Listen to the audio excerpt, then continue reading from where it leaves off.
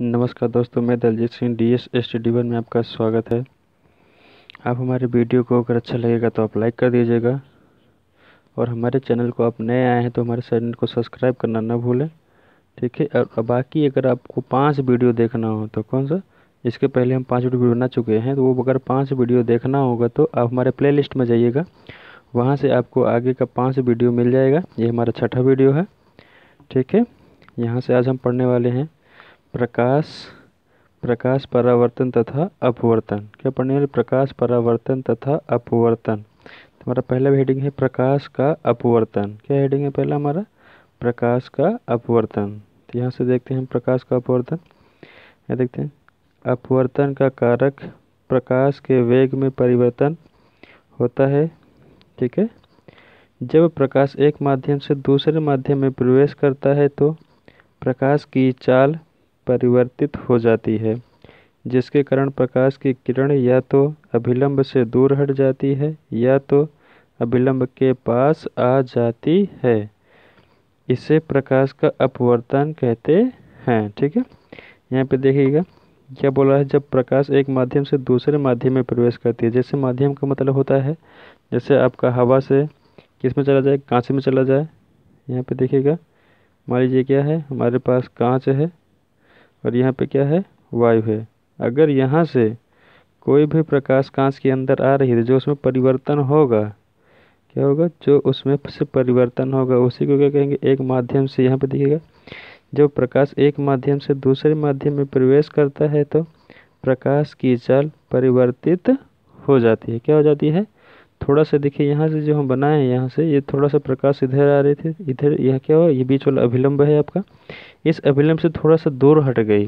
ठीक है, ना कि सीधे चली गई है। अगर जाती तो सीधे इस प्रकार से कहीं पे जाती, पर यहाँ से क्या है, थोड़ा सा अभिलंब की ओर झुक गई, चाल परिवर्तित हो जाती है, जिसके कारण प्रकाश की किरण या अभिलंब से दूर हट जाती है। क्या होती है?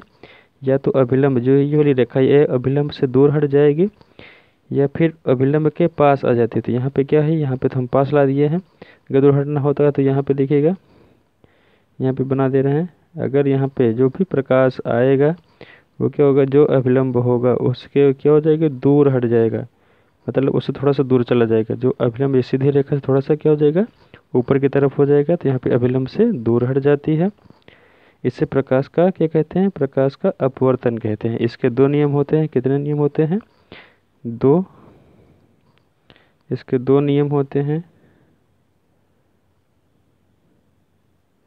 2 नियम होते हैं। पहला नियम है यहाँ पे हमारे पास, पहला नियम है आपतित किरण अपवर्तित किरण तथा दोनों माध्यमों को पृथक करने वाले पृष्ठ के आपतन बिंदु पर अभिलंब सभी एक ही तल में होते हैं। फिर से, आपतित किरण अपवर्तित किरण तथा दोनों माध्यमों को पृथक करने वाले पृष्ठ के अपवर्तन बिंदु पर अभिलंब सभी एक ही तल में होते हैं।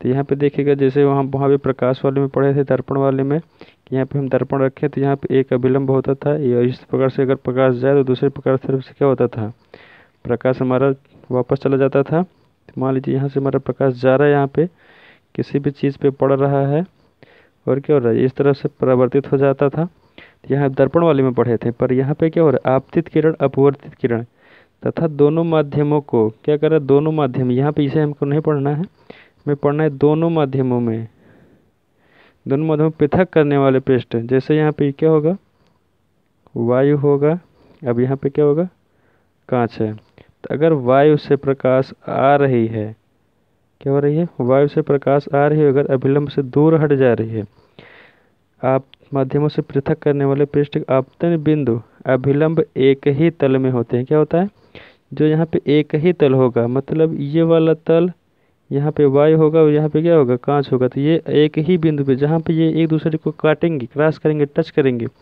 वे क्या होगा, आपतन बिंदु अभिलंब एक ही तल होता है। क्या कहते हैं इसे, एक तल कहते हैं, एक तल। ठीक है। अगला पॉइंट हम देखते हैं। दूसरा पॉइंट है हमारे पास, प्रकाश के किसी निश्चित रंग तथा निश्चित माध्यमों के युग्म के लिए आपतन कोण की ज्या साइन ई तथा अपवर्तन कोण की ज्या साइन ई का अनुपात स्थिर क्या होता है, स्थिर होता है।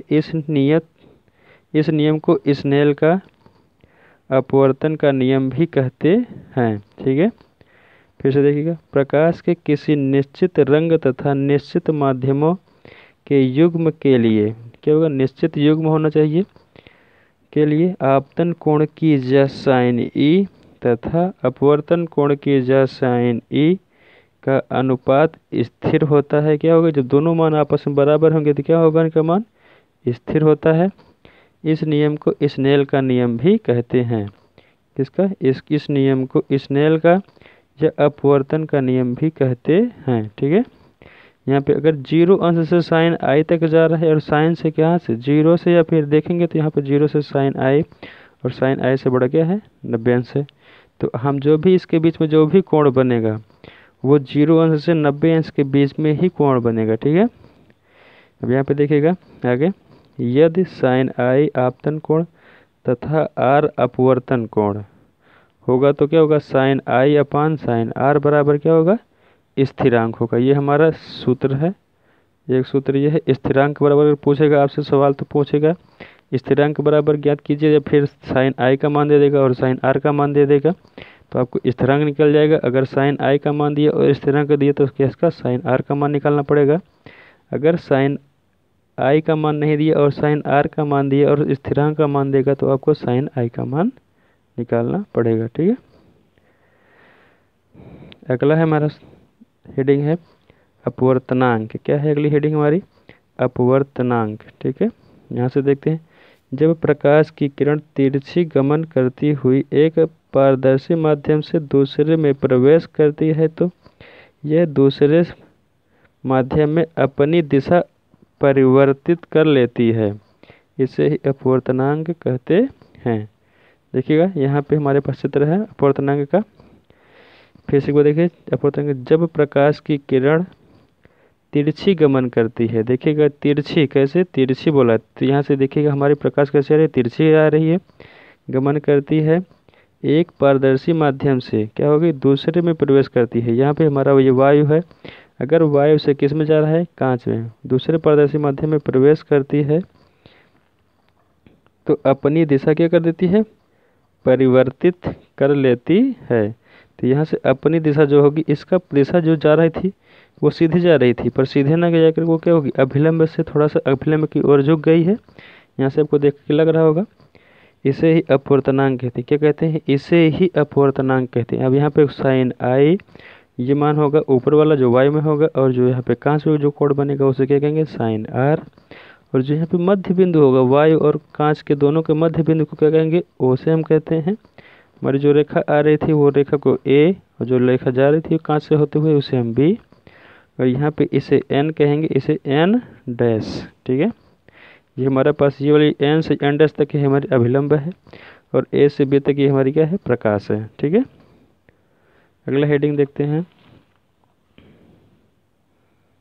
अगली हेडिंग है निरपेक्ष अपवर्तनांक। क्या है अगली हेडिंग, निरपेक्ष अपवर्तनांक। इसे देखते हैं, जब प्रकाश एक अपवर्तन वायु किसे कहते हैं, निर्वात से किसी अन्य माध्यम में होता है तब आपतन कोण की जा साइन ई तथा आपतन कोण की जा साइन ई के अनुपात को उस माध्यम का निरपेक्ष अपवर्तनांक कहते हैं। वायु में आपतन कोण आई है तथा किसी अन्य माध्यम में से गुजरने पर आपतन कोण आर हो तो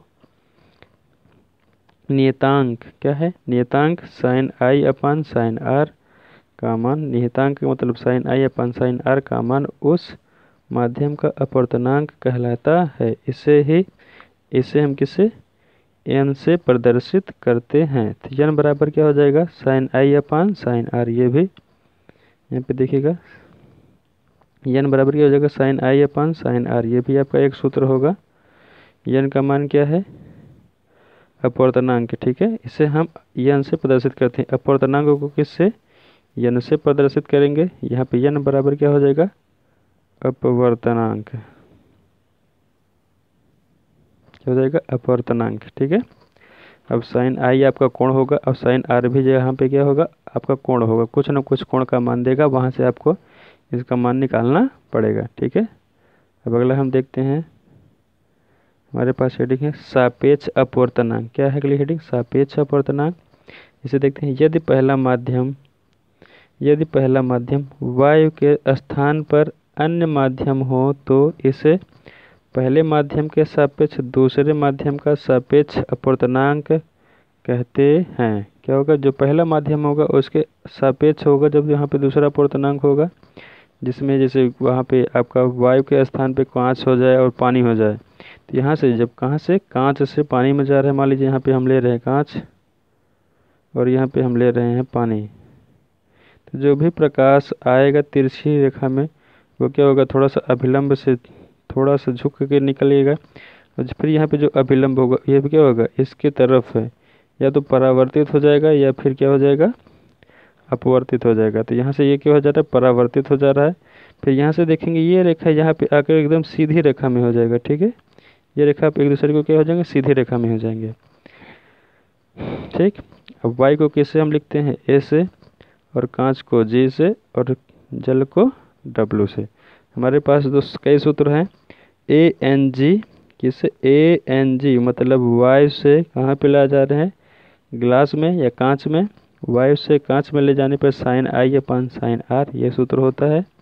अगला सूत्र है हमारे पास ए एन डब्लू मतलब वायु से कहाँ पे ले जा रहे हैं? जल में, तो इसका सूत्र होता है sine i upon sine r. ठीक है, अगला सूत्र है हमारे पास डब्लू एन जी। डब्लू का मतलब जल से किस में ले जा रहे हैं? ग्लास में। जो ये वाला हम बताए हैं, यहाँ पे क्या होगा?